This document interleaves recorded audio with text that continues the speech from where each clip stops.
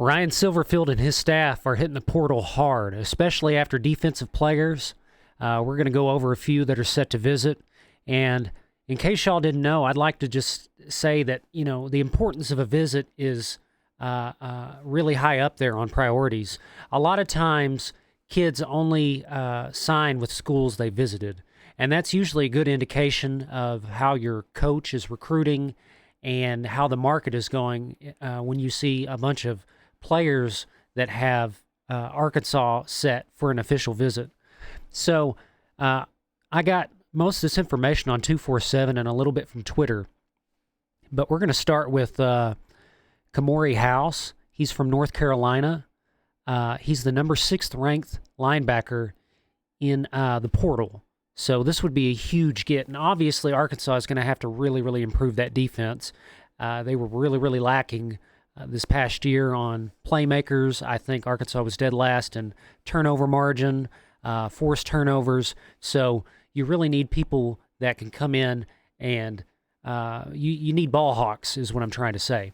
So he's 6 foot, 215 pounds, played for Bill Belichick. Bill Belichick had struggles this past year. Arkansas fans, Bobby Petrino, by the way, is the new offensive coordinator for Bill Belichick and the North Carolina Tar Heels. I made a video about a week ago. I think like 50 people watched it, but that's okay. I don't do this for the views. I do this because we love to talk ball here. So moving on, we've got, I think I went over him the other night, but he is set for an official visit to Vari Hampton. Let's go over here. So another one that I kind of predicted that Arkansas would be in the running for, Makai Boro. He's the number 5 defensive lineman in the portal right now, and he's going to be making a visit within the next week. I don't know what I did with the list of dates. I had them, but I'm not going to look them up right now. We're just going to go through the names. By the way, I really appreciate all the comments and all the new subscribers. I appreciate every single one of you. Like I said, I try to respond to every comment, both positive and negative. So if you don't like something that your school is doing, or if you love your coach and you want to let me know about it, that's fine. I love just having the conversation. I appreciate each and every one of y'all that have subscribed. And if you want to subscribe and like the video, that would help me out a bunch. So this is a guy I think I went over in my previous video. I kind of went over the defensive players in the portal for Florida State, but with the running backs coach, David Johnson, Jason Jenkins is in the running. He was at Florida State. Your new running back coach was from Florida State, but he was also the recruiting coordinator. So you need defensive linemen. Like I said, these guys don't grow on trees. You've got to have size and athleticism, and you've got to have great coaching to coach them up, as we've seen with Indiana. The way they laid the smackdown to Alabama, the worst loss Alabama has had since Houston Nutt ran up the score on them in 1998. So he would be a huge, huge pickup. Doesn't have a scouting report. So we'll move to the next one. So this is a wide receiver from Auburn. I still haven't made an Auburn video because I'm still kind of gathering information on it. But Malcolm Simmons, he was a wide receiver. This kid was a highly rated, highly recruited wide receiver prospect coming out of high school, a high 4-star. And what a 4-star means is basically does their size, speed, and skill set translate to the league? A lot of times it doesn't mean that they're not good college football players, but it is always nice to have those extra stars and to have some of those bragging rights. Plus, I truly believe that in order to, and this is going to seem kind of contradictory, but in order to recruit at a high level, you've got to be signing high-level recruits because kids talk. I mean, word of mouth spreads. If a certain kid is like, hey, Arkansas has really got things going on right now, maybe we should go and check them out. It spreads like wildfire. Don't think that these recruits do not talk to each other. So he's actually the number 19 wide receiver in the portal right now, and he's set for an official visit. I think all of these guys are set for official visits. So moving on. So this is one that I really wanted to go over in depth. Arkansas needs cornerbacks and secondary players. This was he was at Tulane. Uh, John Summerall was his head coach. Obviously, his head coach is going to Florida, so I'm really surprised that this guy is not going to Florida. This was a shocker to me. This came out of nowhere, and this led me to believe that Arkansas is really, really pushing hard for these defensive players. So the scouting report also plays basketball and runs track. Posts 10-4 broad jump. We're not going to get into all that because that's not really pertinent. With him coming from the group of five, a lot of times those kids don't have full scouting reports. But this is a 4-star player. He's got NFL potential. He's got the size and speed that you need to compete in the SEC. And this is another one of those players that Silverfield's got to, he's got to be in the play for a lot of these. That way Razorback fans know that Arkansas isn't messing around. They've got the money to go out and get these players. Because they're never going to go out and tell you what their NIL numbers are. But a real key indicator is what is the interest from the recruits. And so far, it's been crazy. So moving on. So this is Austin Ramsey, another defensive lineman from Kentucky, 6'4", 303 pounds. He's a top 30 defensive lineman in the portal. I wonder what... wonder if he's a sophomore or a junior. Let's see. I think maybe he might be a redshirt sophomore, maybe. Might have him for 2 more years. But, yeah, no scouting report. So, like I said, they don't make these defensive linemen. They don't grow on trees. So you really want at least 5 to 7 defensive linemen that are in that rotation. That's really, really important. And with him being at another SEC school, that kind of adds to it a little bit. It's not that you're transferring from an SEC school. That means that you're going to come in and be a first-round draft pick. But what it does mean is that other teams have had a chance to scout this player. A lot of times, if 2 people are together and they're looking at the same thing, you can come up with 2 totally different reports. So it's not always an indicator of future success, but it is nice to have players that have played in the SEC. So let's see here. So Jamari Hawkins, Memphis. I really feel like that Silverfield is going to be aggressive with his former Memphis players. He knows who each and every one of these players are as a person, as a player, and as a contributor. So Arkansas fans, don't be too concerned. I have faith in Silverfield right now. He's not done anything to prove me wrong yet, but I have faith that the guys that he's picking from Memphis, these are going to be guys that can compete, that maybe were skipped over a little bit by the recruiting services. I like this pick. He's 5'9", 185 pounds. Be a perfect size for a slot receiver. Tim Cramsey's going to run a version of the Oregon offense, that high-powered spread with some power run game mixed in there, because you got to be able to run the ball in the SEC and even on the national scene. As we've seen with Alabama and Indiana, if you don't have a running game, you're screwed if you're in those big-time games, because what I've noticed is it comes down to the defensive line and your running game. A lot of times with the layoff and the lack of time to fully scout the team, offenses really struggle in these high stress environments in the playoffs and for conference championship games. We've seen a lot of blowouts. We've seen some close games and some offensive numbers, but for the majority, it's been defensive showdowns. So we're going to move on. I don't think he has a scouting report. Yeah, all that's track.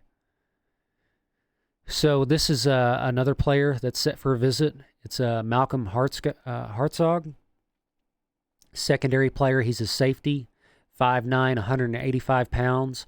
A little bit undersized, but apparently he's got track speed, and he's a ball hawk. So this is a guy that can really force some turnovers.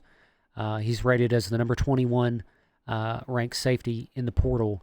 And don't be too concerned. They've got to have depth, and they've got to have not only backups for the backups, but they've also got to have players on the scout team. Arkansas has only got 60 players on the roster right now. And with the portal open officially, that number is only going to shrink until these kids get signed. So they're in major need of players.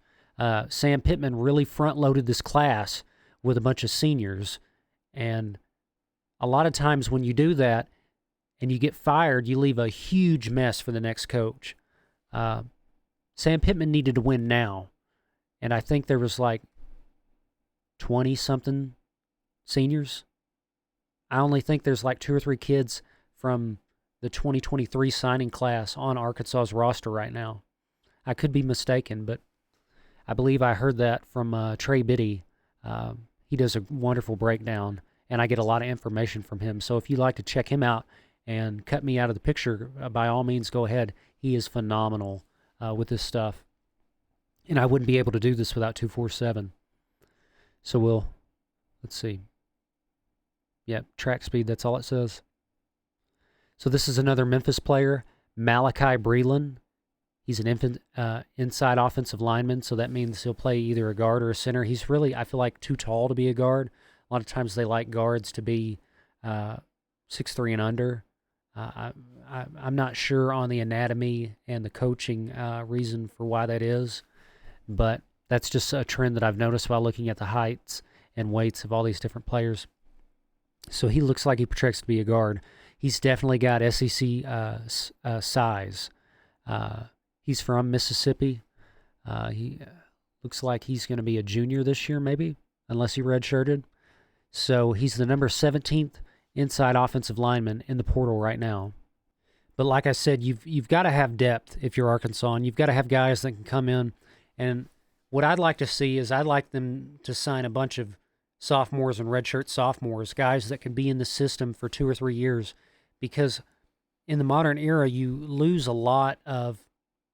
Used to coaches could get these signing classes and they could retain the roster, and these kids could develop in a system. And if a school is not, let's say one of those schools that can pull in a top 10 class every year, a lot of times those schools relied on having that really good senior class that would come through and push you through your schedule. Houston Nutt spoke on that and really, I went back and looked at the numbers. I know Houston Nutt is a controversial coach, but Arkansas was in the running for the SEC championship every 3 or 4 years when he was the coach. And I feel like a lot of schools suffer because they don't have that time to develop the players in the system. So, not much of a scouting report. So, while I was recording this, I also got another surprise. Let's see here. I'm sure some of you Arkansas fans, I spelt that wrong, know who this kid is. This is Mr. Walker White.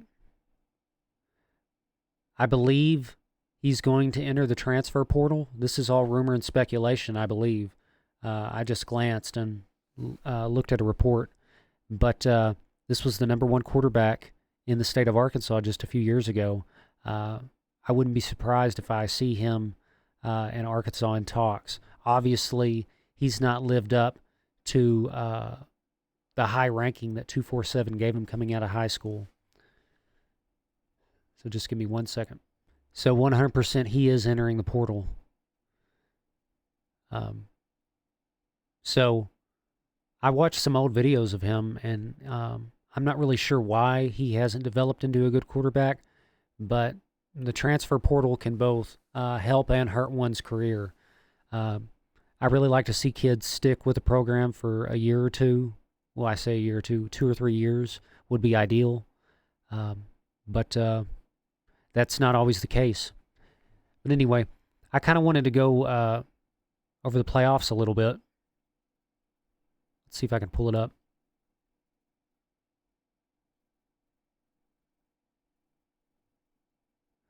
Give me 1 second here. I really wanted to give Curt Cignetti and Indiana their flowers, and this is going to lead into a conversation about Arkansas. Curt Cignetti has probably done the greatest coaching job I've ever seen in my life. And make no mistake, a lot of times these recruiting rankings are political. Let's say you've got a program like Mississippi State and you've got a program like Alabama. Let's say a kid goes to Mississippi State's football camp during the summer, and Mississippi State offers them a scholarship. A lot of times that kid will jump to a 3-star just based off that offer. Okay? Let's say that kid he's a linebacker. He's 6'2", he's 220 pounds, runs a 4.4 40. And let's say there's another kid that goes to an Alabama camp, and Alabama offers them a scholarship. Sometimes that kid gets bumped up to a 4 or 5-star based off of that. And even though they've got the same size and speed, I hope I'm making sense. A lot of time it's about who's been offered. And I'm going to go through a little bit of evidence over this. So we're going to pull up, let's see here. We're going to pull up Arkansas's recruiting rankings real quick. We're going to go down here, and while going and doing my research on this, I was kind of stumped as to why some of these kids got dropped. I'm not finding it. I think I scrolled too fast. Let's just see real quick. This is the easiest way. So, Colton Yarborough, for the last 2 years since he's been committed to Arkansas, was a 4-star. He's the fifth ranked player in the state of Oklahoma. Dude's been a 4-star all the way up until a month ago from signing day. Not only that, Tay Lockett was a 5-star player 2 years ago. He committed to Arkansas, and over the span of the last year, they've dropped him from a 5-star to a 4-star, and now he's a 3-star. And the kid hasn't been benched. He's only gotten better. So I'm really confused as to why that happened. Maybe somebody in the comments can let me know. But it really kind of had me stumped. So a lot of it's political, and Indiana proved that when they took Bama behind the woodshed. We're going to look real quick.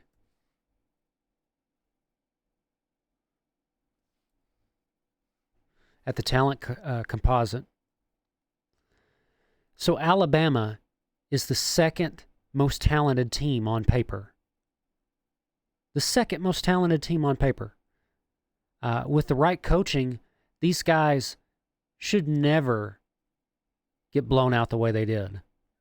So either there's a whole bunch of people that are wrong about player evaluation and scouting, or there's something else going on, because I just can't make sense of it. Because something that I do is I look at the coaching, the scheme, and the players. So what happened yesterday, it's blown my mind. I've never seen anything like it. So we're going to go to the Big Ten. Indiana is the least most talented team on paper in the Big Ten. Let that sink in. Out of 18 teams in the Big Ten, Indiana is at the bottom. Let's see what their overall is. I don't even have to look it up. It's 72nd. There are 71 more teams on paper that are more talented than Indiana. Let that sink in. Arkansas had a more talented roster this year than Indiana. 23. Arkansas is the 23rd most talented team in the nation. And we got to go all the way down here to find Indiana. I'm sorry if I'm scrolling too fast. I know that's kind of hard to watch. Memphis was a more talented team than Indiana. South Florida was a more talented team than Indiana. Tulane. And there Indiana is. And there's Iowa State. Iowa State didn't have the best year this year. I really feel bad for that program. That's what I don't like about these head coaches getting shopped around by analyzers and pundits. There's a real it's detrimental in a lot of ways. I know it'll never change, but I feel bad about what's happened to Iowa State. So 72. So let's go to the game. 38-3. Alabama was never in this game. There was a good chance Alabama would have been shut out. Indiana and Curt Cignetti took a team full of 2 and 3 stars and not a single 5-star. I think they had 7 4-stars. Alabama had, let's look at it. So Indiana had 7 4-stars. We're going to go all the way up. Alabama had 54 stars, 14 5-stars. So that means they've got 14 projected first-rounders and 50 guys that are projected to play in the NFL. And Indiana only had 7. And just demolished them, destroyed them. I've never seen anything like that. And that's what's opened my mind up. And, you know, something's got to give here. There's no way. And, you know, I looked at it, and Indiana as a school has like the second or third most losses in Division I football history. So like I said, Arkansas fans, a lot of times these rankings are a little bit political. So keep your head up. With good coaching, you can do anything, obviously, as it's shown by here. I think Indiana has a real good shot of winning the national championship. So if you're an Arkansas fan, that's got to make you feel good, because Silverfield is a phenomenal coach. And I'm going to make a video. This video has kind of gone on a little bit longer than most of my normal videos, so I'm going to end it here.